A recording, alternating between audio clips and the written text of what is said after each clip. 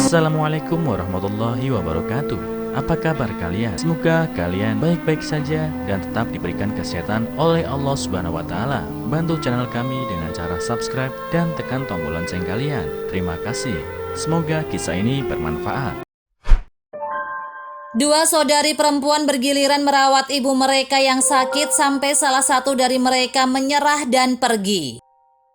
Dua saudari perempuan setuju untuk merawat ibu mereka yang sakit. Tetapi ketika dia terbaring di tempat tidur, saudari tertua mengatakan bahwa dia sudah memiliki dua anak dan tidak dapat merawat ibunya yang sakit. Ketika Sylvia Dance yang berusia 70 tahun didiagnosis menderita Parkinson, kedua putrinya memutuskan bahwa terlalu berbahaya bagi dia untuk terus tinggal sendirian di rumah tua yang besar itu. Jadi kedua putrinya, Rita dan Grace, memikirkan bagaimana mereka dapat membantu ibu mereka.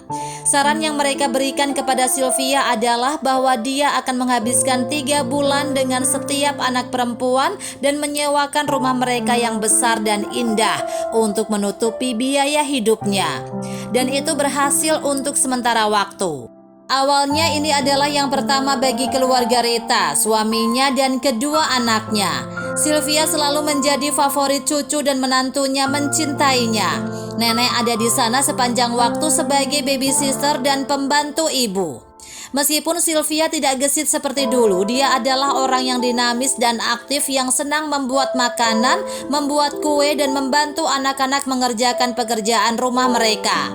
Dia adalah berkah, seru suami Rita, Paul, dan dia juga, tetapi Parkinson adalah penyakit progresif. Sylvia menghabiskan 3 bulan berikutnya bersama Grace, dan ketika dia kembali ke Rita lagi, dia sedikit lebih lambat dan kurang gesit. 2 tahun kemudian ketika dia kembali ke Rita, dia mengalami kesulitan besar untuk berkeliling dengan alat bantu jalan. Dia bukan nenek periang lagi, tangan kirinya terus kram dan bicaranya terganggu. Rita terkejut, dia tidak menyangka kondisi ibunya memburuk secara dramatis.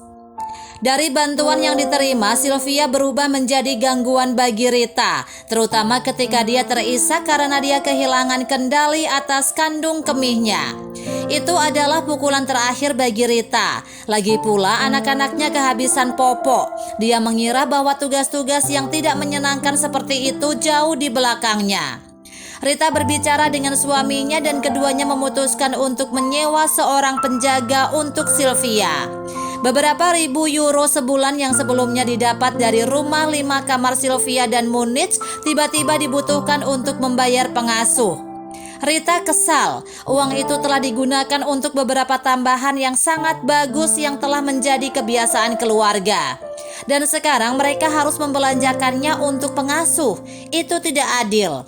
Jadi Rita menelpon Grace dan meminta pertemuan untuk membahas kondisi ibunya yang memburuk. "Dengar," kata Rita, "saya ingin berterus terang.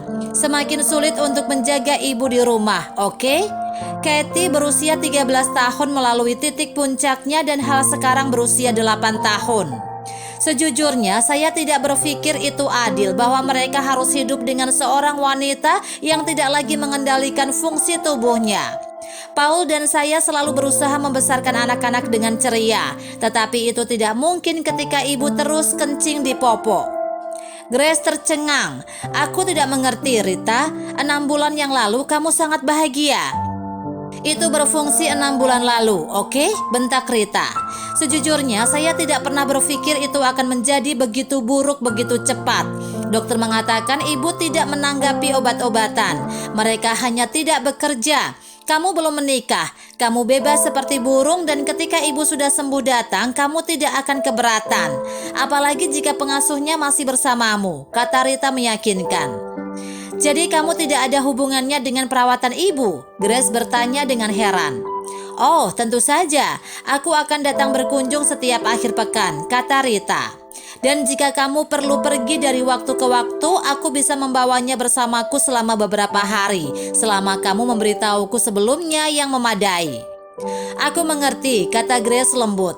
"Kamu bisa tenang, Rita. Aku akan menjaga ibu. Kamu tidak perlu khawatir." Rita merasa senang. Dia pulang dan memberitahu ibunya tentang perubahan itu.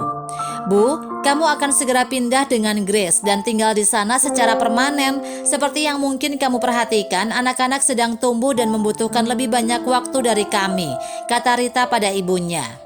Sylvia tercengang. Maafkan aku, katanya pelan. Saya pikir saya adalah beban.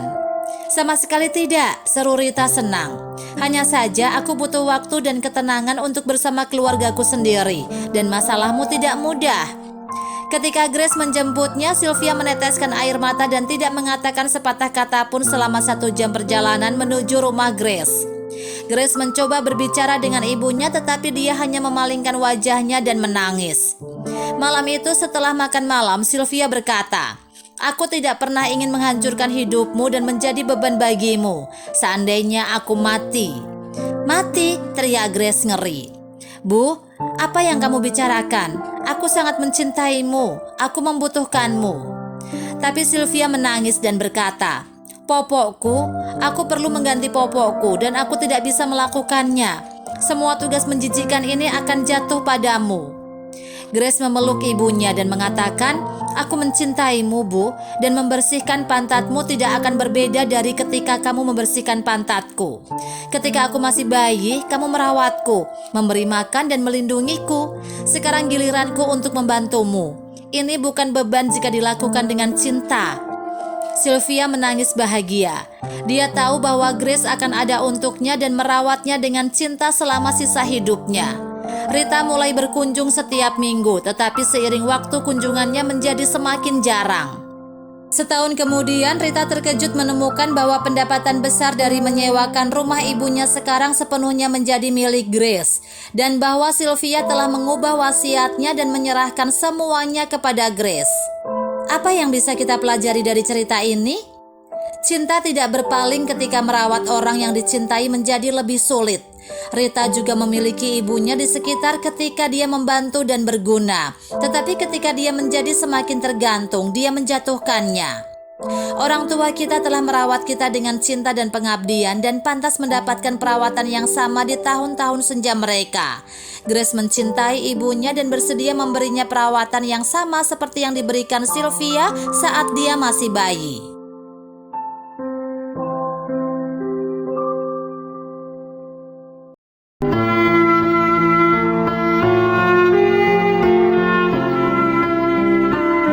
Assalamualaikum warahmatullahi wabarakatuh. Apa kabar kalian? Semoga kalian baik-baik saja dan tetap diberikan kesehatan oleh Allah Subhanahu wa Ta'ala. Bantu channel kami dengan cara subscribe dan tekan tombol lonceng kalian. Terima kasih.